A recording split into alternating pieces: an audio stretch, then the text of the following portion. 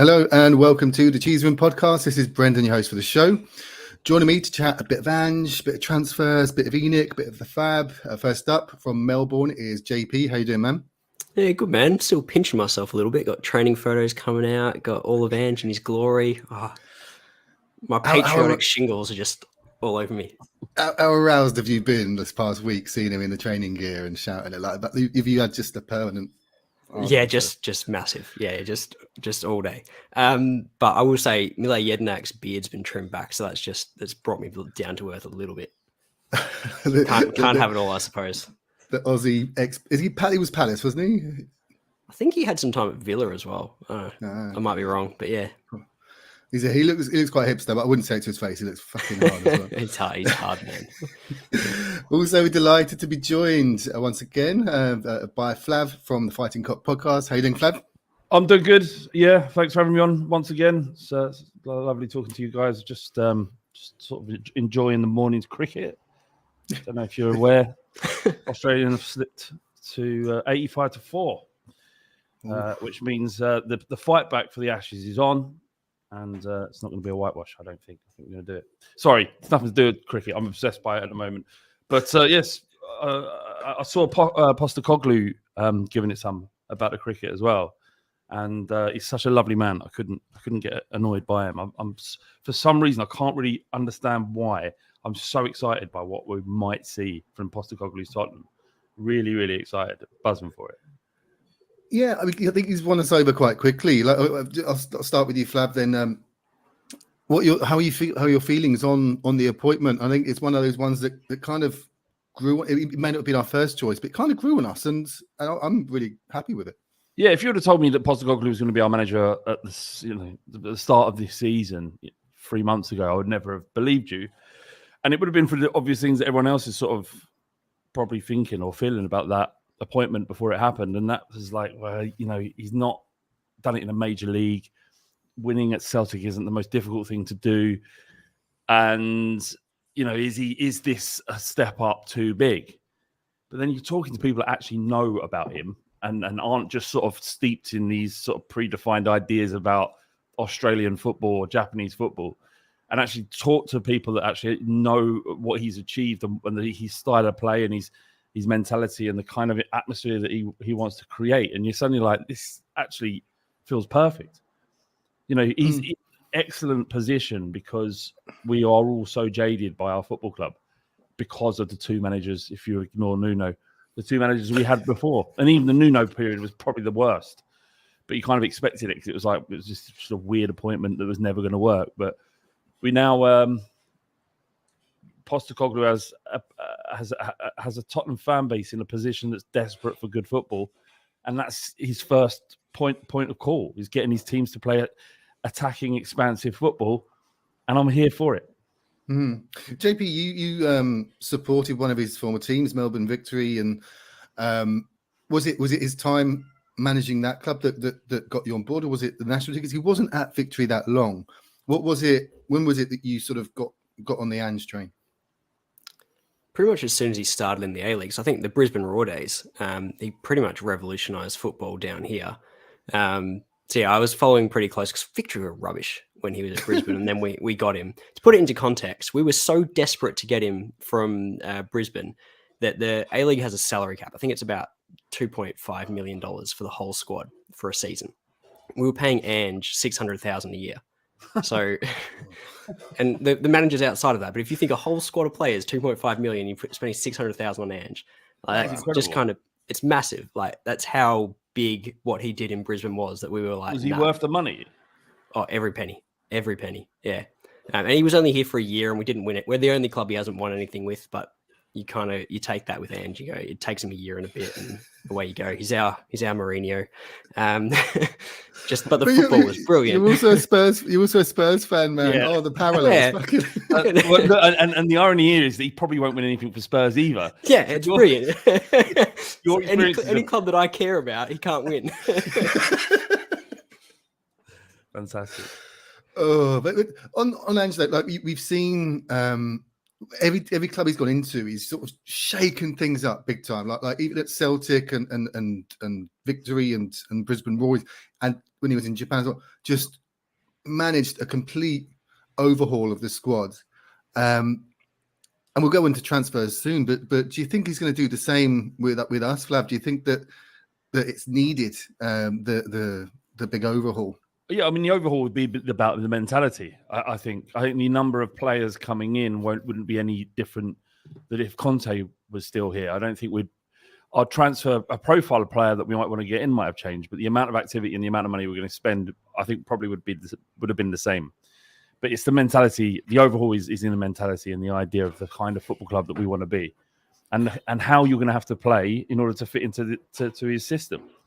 And we've already heard, big stories coming out today about Højbjerg.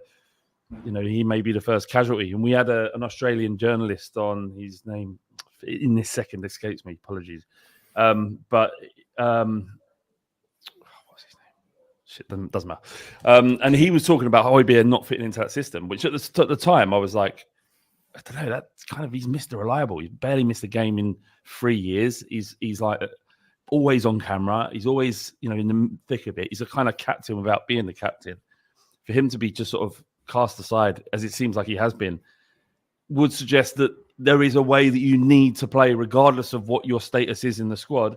And if it doesn't fit that system, then there's no real place for you there. So that's the kind of overhaul, and getting that across to a bunch of players and who have been kind of trained into playing and behaving in a certain way under the two really great managers in Conte and Mourinho by reputation.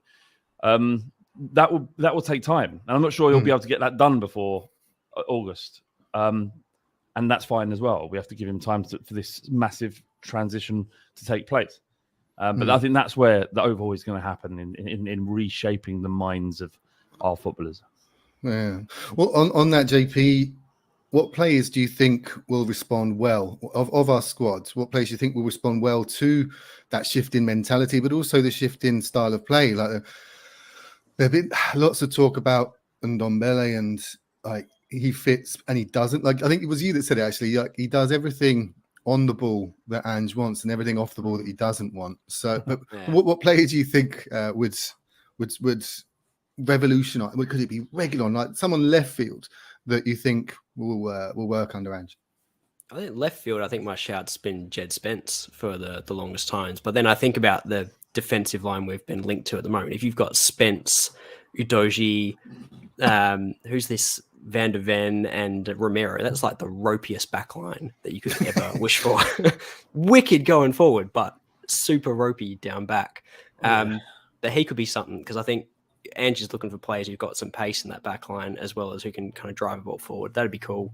But other than that, I think Brian Hill might be the one that potentially comes out of nowhere and does something. He's Ange's type of player if he can just stay off the floor. So fingers crossed for Brian. He's bulked up a bit as well. So apart from his facial hair, it's got a little caterpillar on his. I'm one to talk, I know, but it looks quite funny. His facial. What about you, Flav? Do you think what sort of player do you think will be well received by Ange Ball? I mean, we're quite well loaded in midfield and up front, and I don't think we're going to see a huge change. There's talk of sort of Conor Gallagher coming in, and him being the type of player that's going to play in Højbjerg's role. But in terms of surprises, I don't think there will be any, really. I think people are expecting to see Udogie and Porro or Jed Spence start.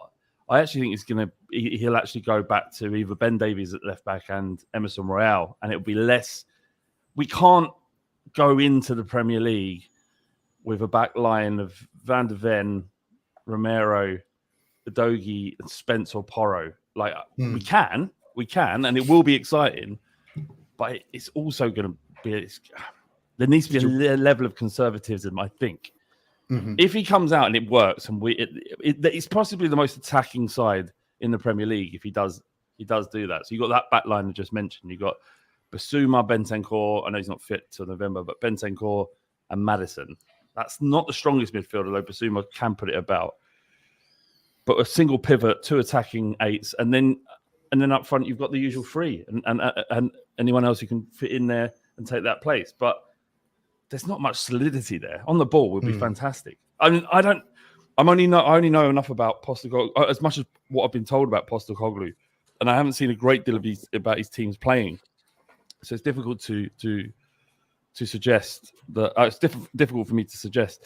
Playing that kind of football at Celtic is very different from doing it at Spurs when we are by last season's rankings at 8th best team in the league, defensively porous already. Removing the double pivot for a single pivot is scary, but I don't want to be sat down and bored to death and eke out 1-0 or 2-0 wins or actually draws or lose. If we're going to go, if we didn't win anything that way anyway, so why not win stuff and watching great football? Well, the point they made there as well is that our squad's been built around Conte ball. Like we've spent high on wing backs, which Ange doesn't play, which only a select few managers do play. I think that's why we were looking at Amorim from Sporting, because he did play a back three with wing backs. But JP, do you think that we may see some surprise outings? Do you think that, because we've only just signed Porro, so selling him now would be weird, but we've got these wing backs and they wouldn't fit in the midfield three, because that, like Flav says, that would sort of sacrifice solidity. Do you think there'll be some surprise outings in terms of the wing backs, bearing in mind Ange doesn't use them, or can he adapt them to fullbacks? I don't know if there'll be any surprise outings in terms of like sales, because I don't see a world in which we sanction the sale of Porro, and Spence might go back on loan maybe, but I can see like players that you thought would play more minutes just not being seen for the first half of the season. So like Porro just might not be anywhere. I wouldn't be surprised if Emerson Royale plays every minute of every game this season. So we'll wait and see. But yeah, I think there's a few players who you might think are not nailed on starters that might not play that much. I think Basuma, when Bentancur is back, I actually see Bentancur playing that 6 better than Basuma will. So potentially he's one, because I don't know if he really fits that 8 role either. Okay, with Maddison coming in, it does limit those spaces. Yeah, Flav, what makes a successful season under Ange? Like you said, the bar's been brought so low, bearing in mind that the football that we've been delivered. But we did have top 4 last season, season before last. Now, I guess. What did that help us in any way? Anyone enjoy any of that? Like we did finish top 4. The moment where we qualified was fantastic, but I think the qualification for Champions League for a team like Tottenham, the fact that we spend about the same regardless whether we're in the competition or not, really doesn't it's important to have the kudos and gravitas of being a part of it, and to be out of that competition for a significant amount of time causes problem. But I don't think we're going to have a worse season this year for not being in the Champions League. I think it's annoying that other clubs have got in there, and Arsenal especially, but it's fine. It's not. I think a good season this season is finishing higher than we did with the points tally last year, but playing much better football. I think what we also need to take into account is it might not work straight away. JP just mentioned about people are expecting certain players to get minutes. The first thing that's going to happen if this doesn't start well is people will be calling for players to be dropped and swapped out. And what we need and it won't happen because football fans aren't patient. I'm guilty of it as well. Everyone is.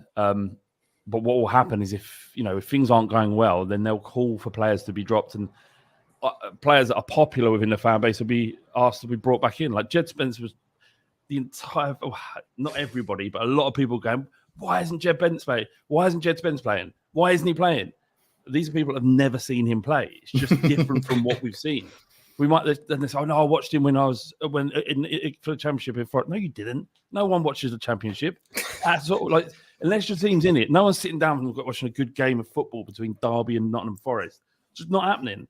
Spurs, certainly not Spurs fans. There may be a minority that do, but generally no one had seen Jed Spence play and had no real understanding about how good he is. Same with Troy Parrott, where Mourinho was saying he's not ready. He's not ready. And then eventually went, all right, go on, have a look at him, brings him on, what clearly isn't ready, and we never see him again. He goes off to Preston, out on loan. But managers know what they're doing. So what I'm asking here and what I'm getting at is if this doesn't work straight away and we have to take time and results are poor and we're 10th by November, December, we just have to let it play out and see what he can do with the time he needs to build the squad. And if this season isn't what we hoped, then let's trust what's happening and play it out. You know, he's got a what is it, a 3 or 4 year contract? It's 4, yeah. 4. Let's just let it play out. Short of an absolute disaster, let's let the next 4 years play out, and see what it is. Because I don't think I can go through another 3 years of watching Spurs that I have done, and we all did in those last 3 years. So what success looks like for me is for Ange Postecoglou is good football, something that is clearly linked to the type of football we've been used to seeing through the years at Spurs, and a different philosophy. A manager that clearly wants to be there instead of hates our guts like Mourinho and Conte. Do you know how degrading it is to sit there and will a win or will success for a manager who absolutely hates your guts? Yeah. Do you know what I mean? What's a disaster for you, Flav? Like if we're 15th in February, but we've lost 7 games, 9-8, like is that a good season still? No, it's not a good season. Obviously it's not. And I don't want to be losing games 9-8, right? But I'm just saying, let's just wait and see. Short of being relegation threatened by Christmas, we just got to let this play out. But if we're 15th and we've lost 7 games by Christmas, then there'll be a lot of pressure on him. Not from me, but there will be. Go on, Jebby.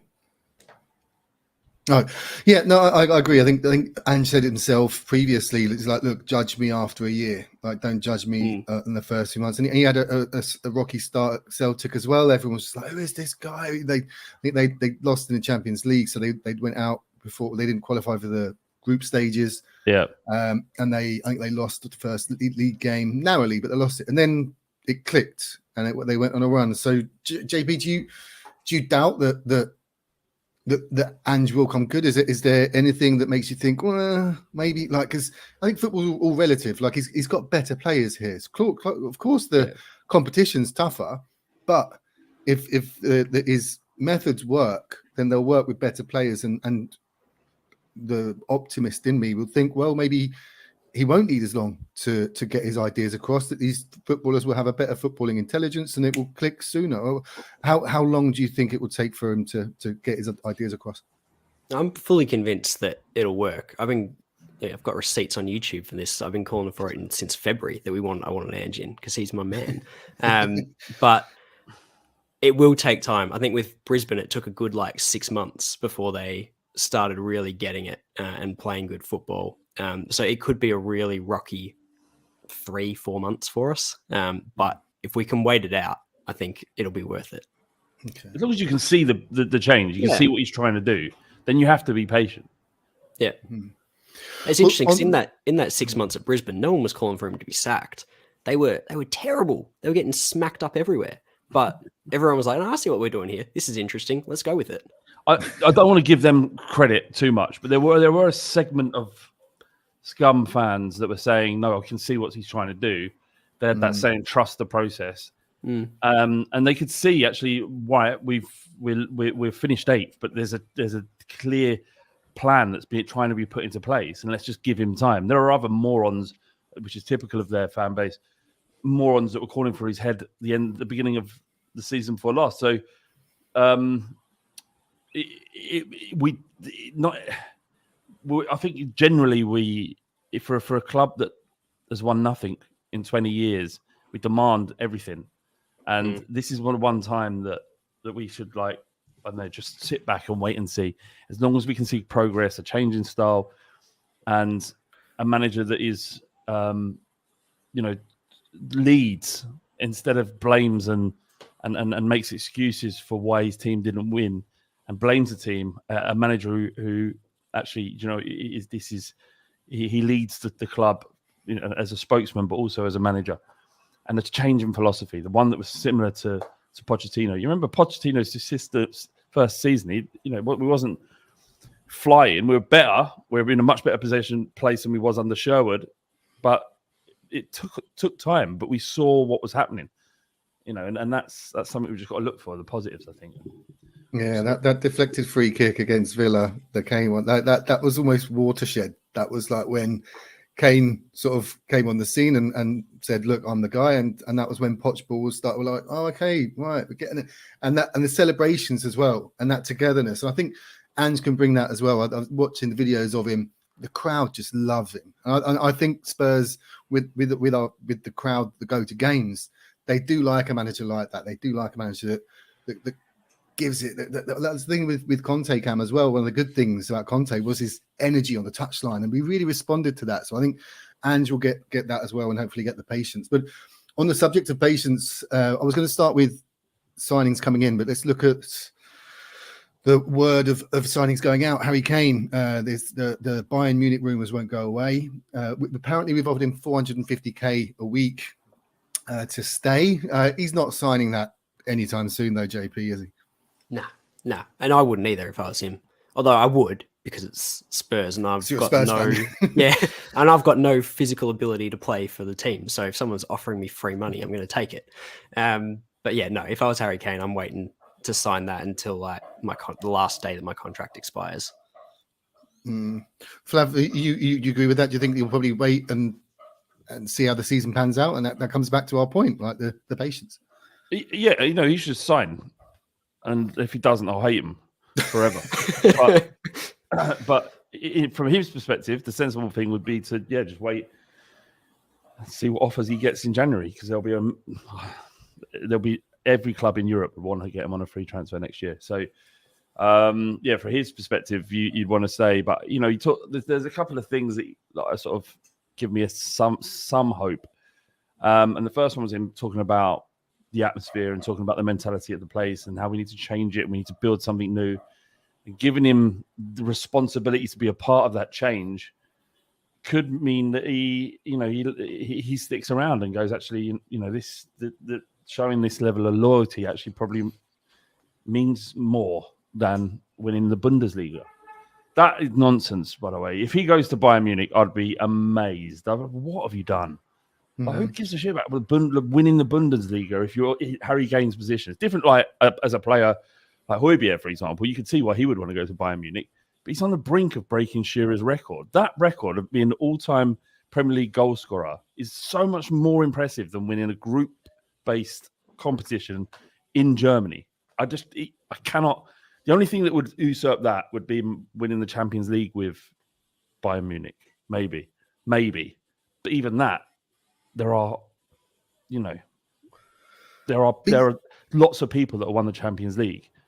No, he could be the only player to beat the Premier League goal scoring record. So that's why I just think, and the money they're offering, like 60 million pounds, is an absolute insult. I guess it's a lot for them, but we're a British club with British interest for this player, and the only positive would be you get him out of the league. But I just can't see him wanting to go there. I think it's all nonsense. It is an odd one. It is, but I think JP, he does want to win stuff. He does want to win the league, and unless he goes to City, he's not going to win the league in England. So, if I were him, he's 30. Well, he's 30 this month. He's got another sort of 4 years, maybe, at the top of his game. So maybe a bit more, because he's not about pace. A bit like Sheringham in that aspect, but. Also, he's fitter than those players back in. I think the mean average of a player will be older now than it would have been when Shearer was playing, for example. So he probably, if his ankles hold up, probably has 5 or 6 years at the top still. Yeah. Okay. Go on, JP. All right, if I was Harry Kane, I stay for next year. I score 30 goals in the Premier League under Ange, and then I've got, 17 left to score to beat Shearer's record. Go sign a 1-year contract with Madrid, win something, and then come back and beat Shearer's record. That is a great idea. Rigid, like a bridging move. Just go there, do what you got to do, get it out of your system. It's like if it takes you 2 years. It's like being with your missus, but it's your first relationship, and then you're both sort of clucking to go and have sex with someone else, and you go, well, let's just go out, get it out of systems, then come back and live happily ever after. That's what you should go and do. Yeah, the hall pass. Like you get a hall pass to sort of go and do what you want, and then no questions asked. And you can come back. No, there'll be no guilt. There'll be no. But doesn't work though, does it? It's nonsense. There are always questions, and there is always guilt.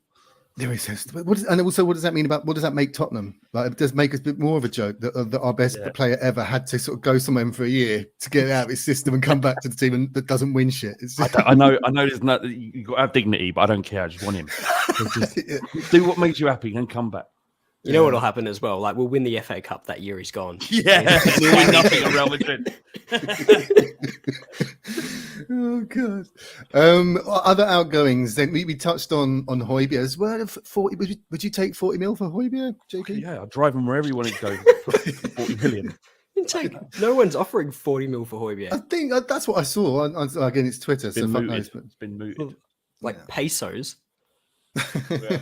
Rupees, but old flappy arms. Like, come on, he can go and flap his arms in the Bundesliga. Go back to Bayern or no, Madrid went in for him. Madrid got a solid midfield now with Bellingham and they're sorted for the next 8 years. They're not going anywhere. Other outgoings then. Let's have a look. Sanchez to Villarreal. I think Sanchez. I think he is definitely going. I think he knows it. We know it. And mate, I feel for the guy. I think he does need to restart his career elsewhere. We've touched on. I'll be surprised if he, like, there was talk of a £15 million bid for Sanchez for Villarreal. We were having a conversation on the Fighting Cock saying we're not sure he'll get another club. Certainly, at least unless he's unless he, and appreciate you've got links to Colombia, Brendan. So you may have a dog in the fight here. But I do. Yeah, you do. Yeah, it's the same as with Mark on the pod. If anyone says anything about Højbjerg, he's immediately on the back foot, merely because they both had mums that give birth in the same country. So you become defensive, and Sanchez. I swear to God, I have nothing against the man at all, and he tries his best, and he's been professional, and you've got to respect him from all of those reasons. He doesn't choose to be put into difficult situations that Conte threw him into. But if I ever see him play for Spurs again, I'm going to shoot him myself in the face. Look, as you know, I was in Colombia last week. I was in Medellin and I was wearing my Spurs shirt in a bar. Random guy walks by and sees the shirt. And he's like, Sanchez. I'm like, yeah. And I love that sort of shit. But I think he's an international defender. I think there is a value to him. And just because, as you said, he's been put in certain situations, and there's a picture of him face planting against City when we got whacked at the Etihad. But I still think he's got attributes. He's got enough there, and I think just a change of scenery can have a difference. Like Winks going to Leicester, I think Winks would do bloody well at Leicester because it's a change of atmosphere. Our squad has become so stale. He's a sort of symbol almost of the stagnation of the squad, and I think sort of him going on. I think 15 mil. I'd take that. We paid 40 for him. He's obviously not worth that. And Mourinho sort of made fun of him. He targeted him in the Europa League final when he was at United. So I don't know, 15 million, 10 million. I mean, and again, I would have considered, like, honestly, like in what we did with Warrior is just tearing the contract up and saying that you're free to go. Just get that wage bill off. I would have been happy with that. So if we get any cash from him at all, it'd be sensational. But let's use Aurier as an example then. How many games did he play in the Premier League last season for Nottingham Forest? He got games last season. He did, yeah. So, like I said, sort of tearing up the contract, getting rid of for the sake of it, and then it can come back to bite you in the arse later on. But let's move on. Lo Celso. Flav, how much do you reckon we'll get for Lo Celso? I think actually he's one of the few that actually have genuine value because he's done well when he's gone out on loan. It's weird that he isn't even. I mean, this may change, but he's not even been considered to be a part of the first team when, technically he's gifted and he's more than good enough to be a success in the Premier League. But for whatever reason, he just doesn't want to be at Spurs, and we don't want him there either. Similarly with Ndombele, although obviously news has come out this week that Postecoglou wants to give him a try, which is sensational news because if we can get him playing, then it's like a new signing. Anything between 25 and 30 would be good for Lo Celso. Getting these players, we've got a huge bloated squad. All of that can be put back into the transfer market, and there's no good just having a player around that isn't part of the system as good as he is. So anything around 25, 30. JP, because there were rumours about Lo Celso not being liked very much, and again, you don't know if they're true. This Hotspur Way is a big place. There's lots of staff there, sort of whispering and telling their friends certain things. But do you see him? Do you think he has a future at the club, or it will go back to Villarreal or somewhere in Spain? I reckon he'll end up getting loaned back out again. As much as he's got value, I think he's been injured every time he's had a loan spell out. So I don't know if anyone stumps up the cash in Spain to know that he's going to play like 10 games for them.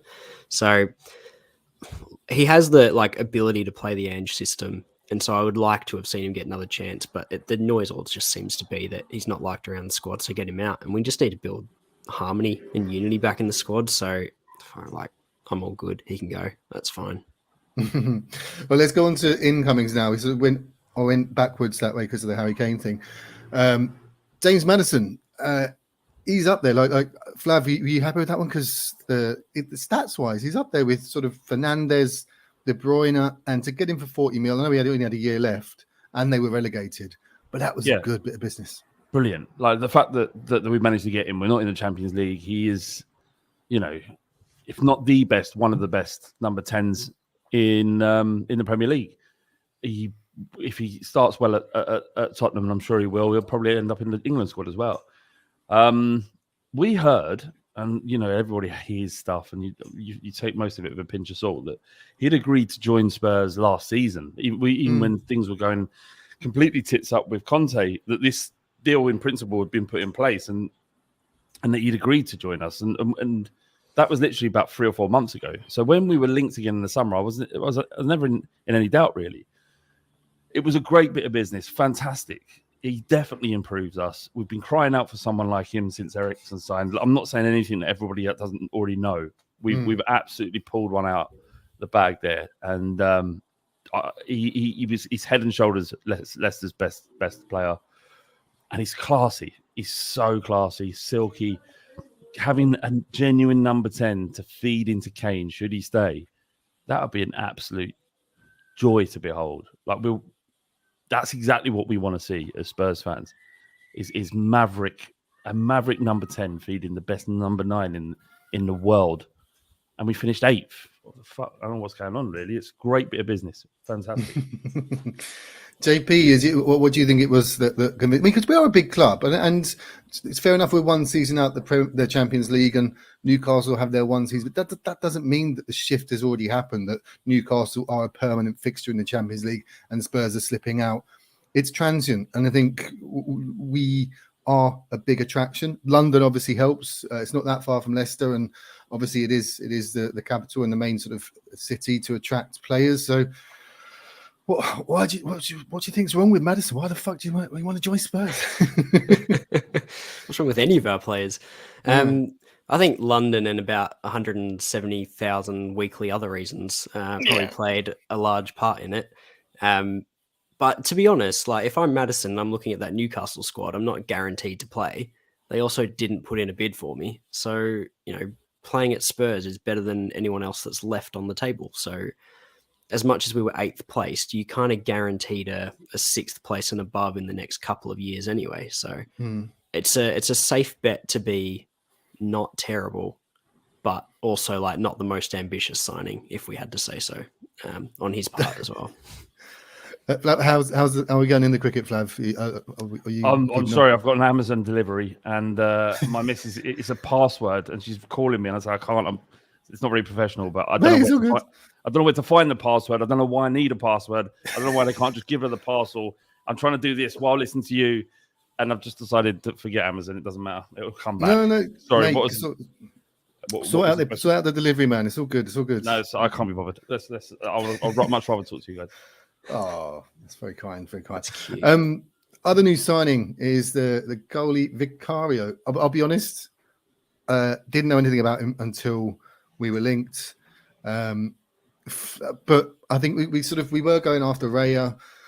I was a bit disappointed we didn't nail him down, although he may not be the perfect keeper. He does have the Premier League experience. He is homegrown, which is of benefit these days. But 40 mil was a stretch too far. Flav, were you all right with the Vicario? Yeah, well, I mean, like you said, I didn't know anything about him either, and I've got a great ability of turning anything where there's no other proof of turning anything that we do into a massive positive. Now, I never heard of him, but I started reading about him and what other people were saying about him being the second best goalkeeper in the in Serie A and the best young goalkeeper. And if you look at his stats and data, they're not dissimilar to Raya. The only difference being that we know Raya can do it in the Premier League and playing for a team like Brentford's probably closer to Tottenham than what Empoli did with him. But the choice, the reality is, you've got Raya for 40 million, or you've got a goalkeeper on paper performs as good as him, and there's a 26 million differential between the two. You go for the cheaper one because you can put that 26 million pound into signing a second centre back or whatever it is you feel you need. The club feels we need. So it's a no-brainer to do that. Yeah. So I don't have any issue. Again, the problem that's going to come up is that people have had an idea about David Raya, and the minute Vicario throws one into his net, which is inevitably does, like all goalkeepers do, they're going to go, oh yeah, well, look, this is what happens when you buy cut price players. There's already this sort of narrative that's going around WhatsApp groups that I've seen about us making cut prices all the time. Could have gone for Tap Sober, but ended up going for Van der Ven because it's slightly cheaper. It may have been that was our design all along, but people, the reputation, the way Tap Sober's spoken about is as if he's a much superior defender than Van der Ven, and he may be. I don't know. But all of it is speculation, and until we see him playing football for Tottenham. But yeah, to answer your question, why not? He can't be any worse than Lloris, and that's not to take anything away from what he's given us over the years. But he's broken now, right? He's not fit for purpose as a Tottenham Hotspur goalkeeper. So yeah, it needed to happen. And if we have fixed our goalkeeping issues for the next 8 years for the price of 19 million euros, with add-ons, then great business. If he turns out to be not good enough, then rubbish business. But we don't know. Well, it was low risk. Like I said, the price was like these days, 18, 19 million is not out of the realms of, it's not big money these days. So it was fine. And we could probably still go back in for Raya. If Raya does stick around at Brentford, I don't think he'll sign a new contract there. We'll probably want to go for free within a year. So come January, if he's still hanging around there, we could bring him in if Vicario clearly hasn't worked out. But with JP, we Flav talked about Tab Sober and Van der Ven. You're more sort of finger on the pulse when it comes to player profiles than either of us, I'm sure. So what do you know about them, and which one would you go for, or both? One of them's wicked fast. That's about as much as I know about him. So that was exciting. I looked at some heat maps of Van der Ven, and the bloke's like basically playing as a winger half the time. So that sounds really encouraging for a team that's playing a high line for your centre back to be up on the wing. But his recovery pace is excellent, and you need that in an Ange team, and we don't have that kind of anywhere else. So he looks good. He looks comfortable on the ball. He can throw in a tackle. I like him as a defender. I feel like we still need like a big, like strapping lad next to him who's just going to like knock everything away. And I don't know if Romero's that, but if we get him in, it improves our defense. So I can't complain really. Yeah, especially if we're playing a high line, the pace is important. Yeah. Like that video of him sort of running back when there was the counter, it just so reminded me of Ledley against Robben. You know, in that sort of last ditch, he got in there just in time. Although it was a different, like blocking on the line was different to sort of nicking it off his feet, but it's sort of Ledley vibes. It's one of those, every time you watch it, you expect a different outcome. And it just like, oh, no, he blocked today. Yeah, no, well, sweet. Any other transfers that we haven't spoken about? So yeah, I think we have this, everyone. I think so. Let's get on to as we talked about the good business with Maddison. Apparently, that was Daniel Levy heading up the negotiations there. Having said previously, look, he's making noises that he's stepping back from the footballing side of things. Flav, the last time you were on, you said, and this is a quote, you'd be mad to want them out. And a year later, You've done a 180, and as have many. Hold on. What? What was the complete context of that quote?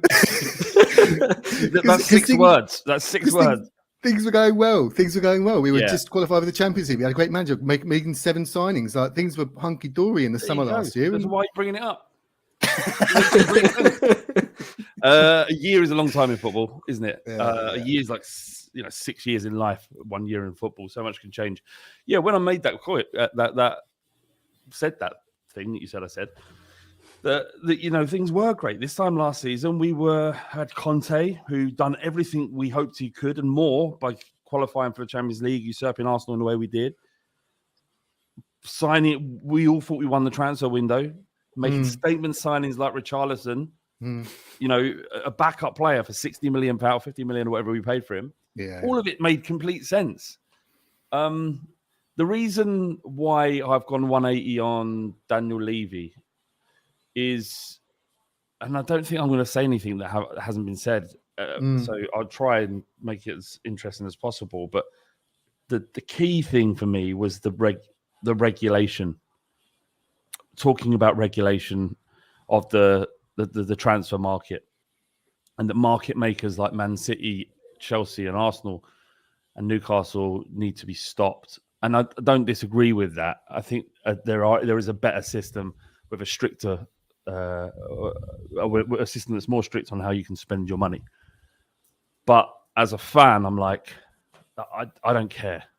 I need us to look to at least outwardly look like we want to achieve. And by him saying, we just need to wait for regulation is like the least inspiring thing I've ever heard, which made me think that that's actually what he's driven to do is run. He gets his kicks out of running the football club in a sensible manner. And that's fantastic. It's really great. And I've enjoyed what he's done and appreciate everything that Daniel Levy has done for Spurs. And I think people were way too critical of him way too soon. But I look at the way other clubs around us behave in the transfer market, and we always seem to be that one rung below. And then you look at how we perform financially. We're the most profitable football club in the world. We pay the most in ticket prices, or we did before this summer, because Fulham are now the most expensive season ticket price. But the way we behave doesn't seem to marry. And I'm thinking, while I say get him out, Enic out, get him out, I don't think I may not have been as clear cut as that. And it's like hundreds and hundreds of podcasts we do every year, right? Yeah. Including the stuff behind the paywall. So I can't remember exactly what I've said all the time. I would say that the best possible scenario would be that we have another owner or someone else who comes in and buys a proportion of the football club that gets some sort of benefit to us becoming successful. Ideally not a nation state, but I think we're moving towards a position in football, certainly in England, where everyone's going to be owned by someone with some sort of political agenda. Anyway, whether that might be an American syndicate, whatever it might be, to come in and be interested in the football, and Daniel Levy able to be left to run the operations of the brand and the global entity that is Tottenham Hotspur.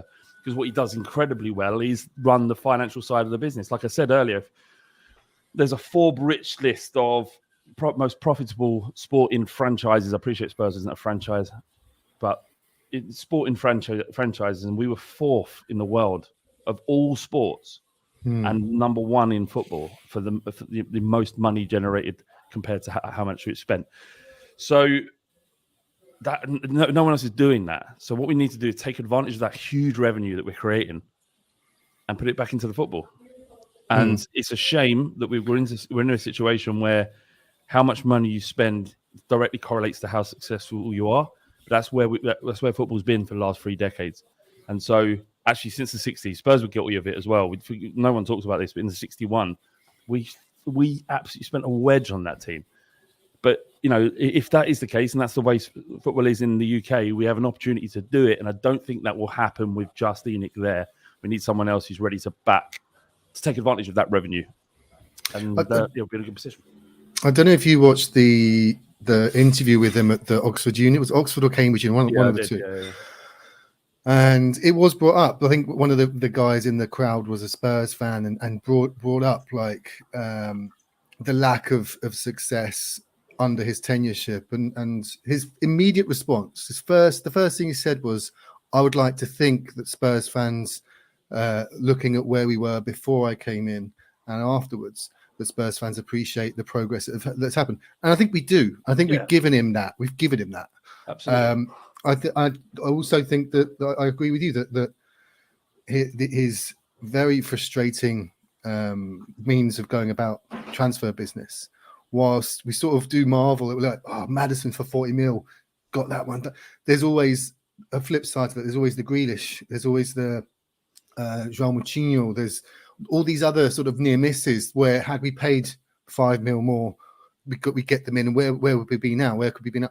And he'll also point towards situations like Leeds, where they went overboard with the spending, couldn't sustain it, and went down. They were relegated for 10 years. I think they've gone back down now.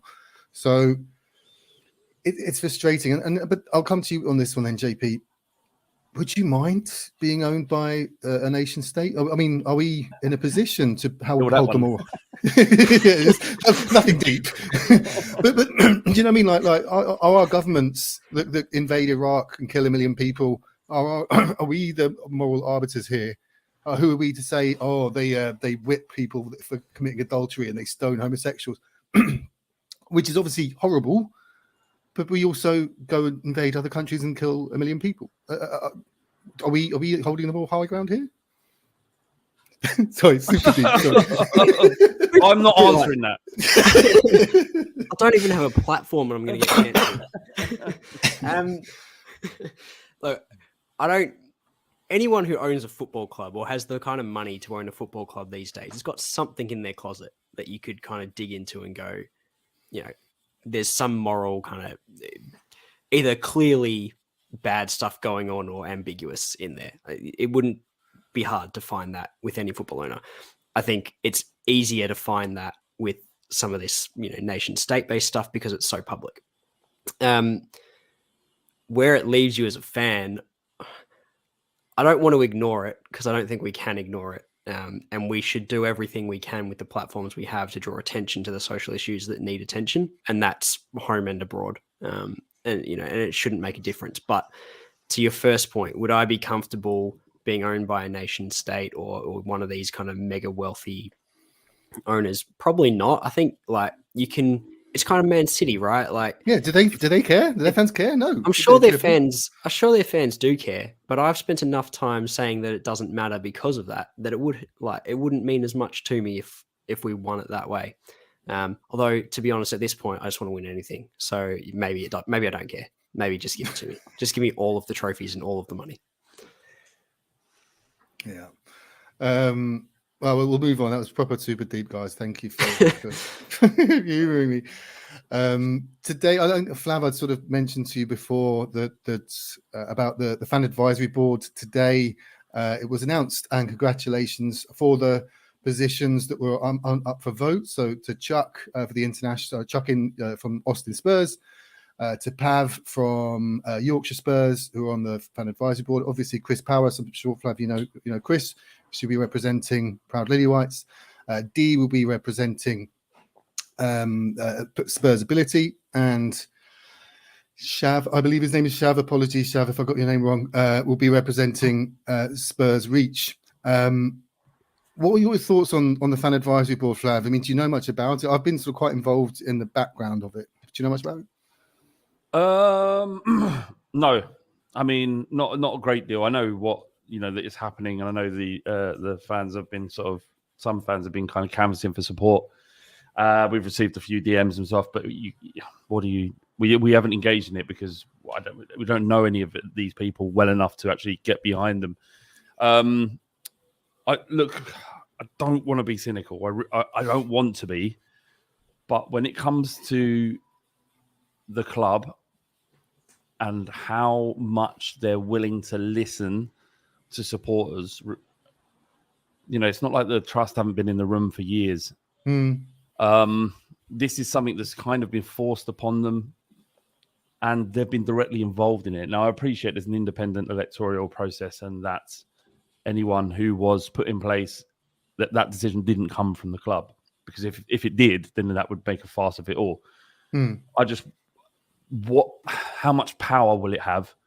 And really, fundamentally, I know all of those groups are specific, and the needs of each fan group are different depending on what their background is, and all of those people are, their voices are important, and it's good that those people are in the room.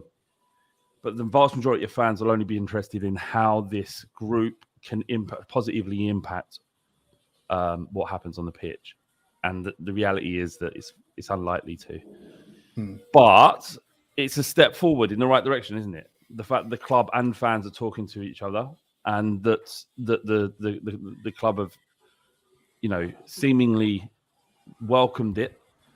And I know, look, Daniel Levy would much rather just be left alone to do whatever he wants to do. But there is a level of accountability, and there should be, because football isn't a business; it's a sport that people are emotionally connected to. And Tottenham Hotspur, we're emotionally connected to our club, and it means much more than just the customer reference number that they put on us.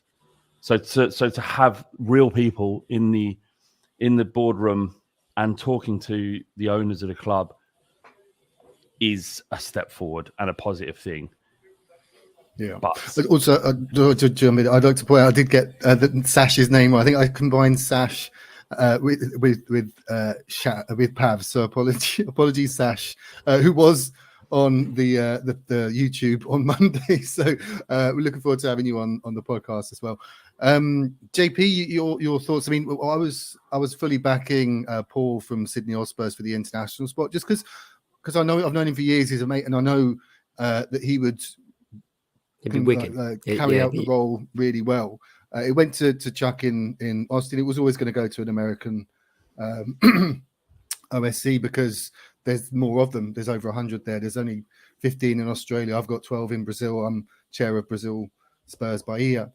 But like Flav says, I think it just remains to be seen. Like we're all going to be cynical. What sort of impact will they have? Because each group has their own agenda. Each group will have their own things that they want addressed. But what we as fans want addressed is what's happening on the pitch, and they're quite limited in what they can do other than spend more money. Do you know what I mean? Like, it's the remit of the fan advisory board. It almost seems a bit like, I don't want to knock it before it's even started, a way to sort of say, well, you've got the fan advisory board now, so go to your rep if you've got any questions, and that's that. It looks a bit sort of like they're an extra barrier, an extra layer between the fans and the club, as opposed to the other way around. It's Levy's new tactic, isn't it? Just put another person between him and any footballing decision. You got Scott Munn, now the fan advisory board. So, look, I think it can only be a good thing. How good it is yet to be seen. I think what it does help with is the club won't have a way around the next time they try a European Super League type decision where, they had the supporters trust last time that they had to contend with. But if they've invited a fan advisory board in, then they can't go away and say like, oh, we thought this would be good for you. Because clearly the fan advisory board would have talked against that. So there is some benefit in major decisions, but I don't see it impacting ticket prices. Do you see a world where Daniel Levy, if we had the option to go into that competition, wouldn't have done because the fan advisory board existed? No. But he doesn't have an out from it either. He has to be accountable, but he still would have done it. He still does it. Yeah. Does this weaken the trust, do you think, Brendan, as well? Sorry to ask questions. No, it's the trust that were sort of that put me on to the fan advisory board, and the trust are heavily involved. Like both Rachel and Steve have left the chairship of the trust to be on the fan advisory board now, and Thula's running or sort of chair, maybe co-chair. So apologies to the co-chair of the trust, the new co-chair. I don't think so. That the trusts have been really in favour of this. It does bring in, as you said, a more diverse group of voices, and it sort of triggered more action from internationally. So we're setting up a subcommittee for each region. So I'll be setting up a subcommittee for South America. We've got Australia, North America, Europe, Middle East, Asia, Africa. All these supporters groups, which do exist, and a lot of them are active. I think I saw the in the election results, you could see how many were active. So a lot of them are. I was surprised there are some dormant supporters groups, but it sort of triggered more engagement, more togetherness, and that can only be a good thing. So, like I said, I was just playing devil's advocate before. I'm a big sort of advocate for the fan advisory board, and I hope it succeeds. It remains to be seen, but I know that the trust put in a hell of a lot of work. That's why it took so long, because the trust really wanted to have actual ability for change, ability to enact, to hold the club to account. If it's just a way to fob them off, it's a pointless exercise. But I know that the trust put in a hell of a lot of work. Speaking of the trust, on a little segue here, they do have their summer barbecue on the 23rd, I believe, of July at the Antwerp Arms. I'll be there along with Franco and Steve Divers. So if you're a trust member or want to get involved, do join. They'll have Pat Jennings and Mickey Hazard as the guest. The nicest man in the world, Mickey Hazard, will be the legends on at the barbecue. But yes, so guys, I know we've been going for an hour now. So Flav, I know you need to get on. But Flav, do you want to tell, as if anyone doesn't know about the Fighting Cock? No. I'm really grateful whenever I get the opportunity. The YouTube, we have a YouTube channel we're trying to build now, mainly just clips from the podcast and whatnot. So if you can't bear to sit through a podcast, which I understand, then we have what we consider some of the more interesting conversations on our YouTube channel, which you can find by just typing in the Fighting Cock on YouTube and go and subscribe. We've just been going for about a month. So, yeah, if you could head over there, that would be fantastic. Yeah, thanks, by the way, for keeping us on our toes with 2 pods a week during the summer. Man, we can keep up. We've got to get a pod out. They're doing 2 a week. And it's good as well. Thank you, mate. I don't have a job, do I? So it's not a lot easier for me to do it. And over the years, we're lucky enough because we've been going and podcasting exploded and enabled the Fighting Cock to become bigger than it would have done if we had started much later. Well, part of the reason why the podcast is big in inverted commas is because we were there at the beginning, right? Less so that we are, a great podcast. We were very lucky, right? And because we've been going so long, people feel it's a part of people's routine, right, to listen to the Fighting Cock and in their relationship with Spurs. So the second podcast we do each week is the Q&A on a Thursday, which is just nonsense pretty much. But we're lucky enough that people will still listen to it because it has become a habit and people seem to enjoy it. So it's not 2 podcasts of articulately planned out podcasting. The second one is there's nothing. We ask the questions, we answer the questions, and if it's good, it's good. If it is shit, then we put it out anyway. Like I said, it helped me a lot with my road trip across Panama and Colombia. So thank you for that. As also thank you to Franco and the guys for getting the Cheeseman pod out as well during that time. I hope to meet you someday, because I've met like pretty much everyone. Well, I met Windy, I met Ricky, Bardi, and some of the others. Remember when I met up with Sandro at I always bring up Sandro. Sorry, guys. It's all right. It's not a Bren pod if you haven't brought up Sandro by now, is it? Oh, I love to hear it. You've done well to go 58 minutes. You sent me a dedication. I remember sending it over. Yeah, because you just got my name wrong, which is absolutely fine. Do you know what I mean? But it was like, is that? No, I think he said my name. It was you just got married, I think, and that's it. Yeah, that was what it was. Yeah, it was amazing. Thank you. I was at the Sporting game with him, and we were supposed to go to the Leicester game, the 6-2, but it was the week that the Queen died, so there was all this uncertainty about whether the game would go ahead and flights and shit. So he booked his flight, but the flight was cancelled. So he didn't actually come. So I had all this shit planned. Let's go to the Beehive, and then to the Tottenham Food Bank, and then to Beavertown inside the ground, all this stuff. And so we did it, but it was sort of on FaceTime, on sort of WhatsApp video. So we did a WhatsApp video in Beehive.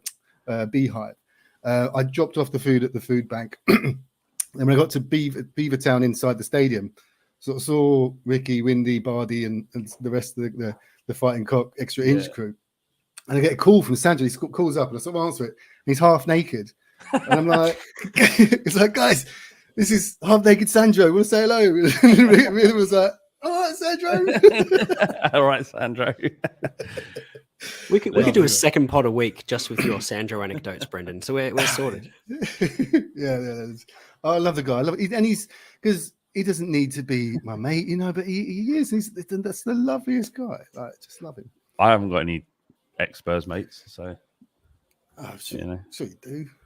But no, I don't. I generally don't. I'd love one, but I don't.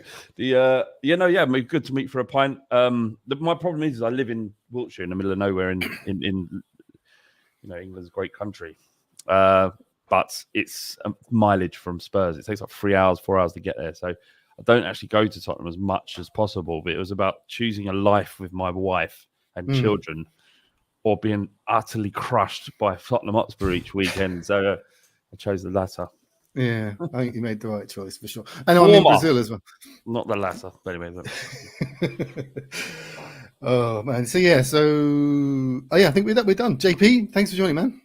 Thanks for having me. It's been good to chat with you guys late at night here, but no, it's good. Oh yeah, that's Cheers, true. mate. Shit.